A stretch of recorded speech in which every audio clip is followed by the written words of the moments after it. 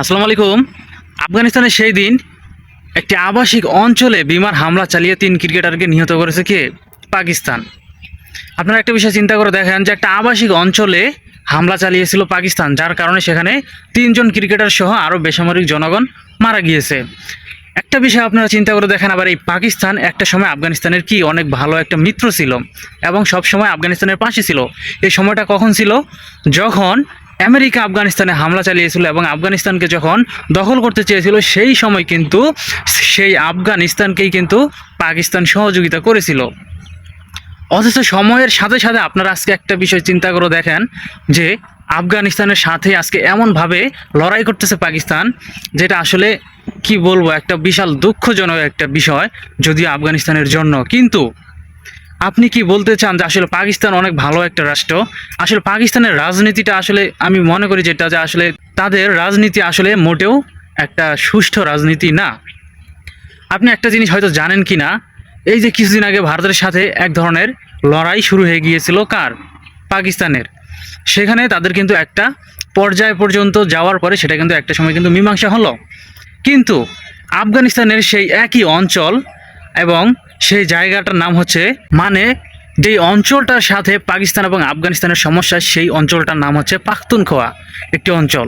সেই অঞ্চলের সাথে সেই অনেক দিন থেকে পাকিস্তানের সাথে আফগানিস্তানের কিন্তু সম্পর্ক মোটামুটি খারাপ হয়ে আসতেছে, কিন্তু এটা আজ পর্যন্ত মীমাংসা করতে পারেনি তারা। এরতে কি হয়েছে যে আসলে মীমাংসা না হওয়ার কারণে পাল্টাপাল্টি কিন্তু দুটি দেশ একে অপরের উপরে কিন্তু হামলা চালিয়ে বসতেছে। এতে কি হচ্ছে যে দুই দেশেরই সামরিক জনগণ কিন্তু মারা যাচ্ছে, যেটা বেসামরিক জনগণ।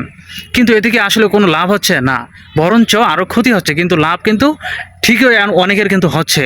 এবং যারা এই মানে লড়াইগুলো পিছন থেকে উস্কানিমূলক কর্মকাণ্ড করতেছে বা এই দেশগুলোকে ইন্ধন দিচ্ছে, যেমন আফগানিস্তানকেও কিন্তু কেউ না কেউ ইন্ধন দিচ্ছে পাকিস্তানের বিরুদ্ধে, এবং পাকিস্তানকেও কিন্তু কেউ ইন্ধন দিচ্ছে এই যুদ্ধটার ক্ষেত্রে।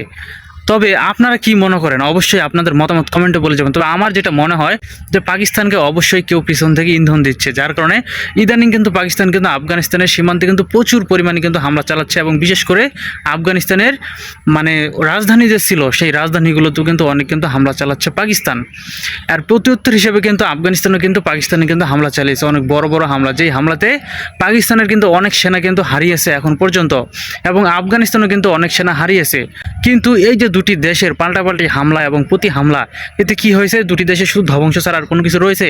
কোনো কিছুই কিন্তু নেই। কিন্তু মাঝখান থেকে যাদের লাভ হচ্ছে সেটা কিন্তু অন্য কেউ। আসলে এই ইউটিউবের গাইডলাইনের কারণে অনেক কথা কিন্তু বলা যায় না। মাঝখান থেকে লাভ কিন্তু তাদেরই হবে যারা আফগানিস্তানের এই বাগরাম বিমান ঘাঁটিটাকে কি দখল করতে চায়। আর এর জন্যই কিন্তু আফগানিস্তানকে কিন্তু চাপে ফেলতে চাচ্ছে পাকিস্তানকে দিয়ে, আর যার কারণে পিছন থেকে পাকিস্তানকে ইন্ধন দিচ্ছে, এবং সেই ইন্ধনেই কিন্তু পাকিস্তান কিন্তু আফগানিস্তানের উপরে কিন্তু নানাভাবে কিন্তু অতর্কিত হামলা চালাচ্ছে।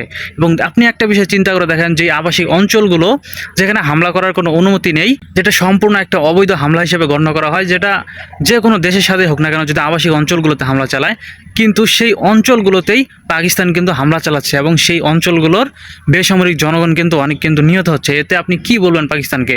আমার পক্ষ থেকে পাকিস্তানকে কিন্তু আমি তেমনভাবে পছন্দ করি না। তবে আপনাদের মতামত অবশ্যই কমেন্টে বলে যাবেন।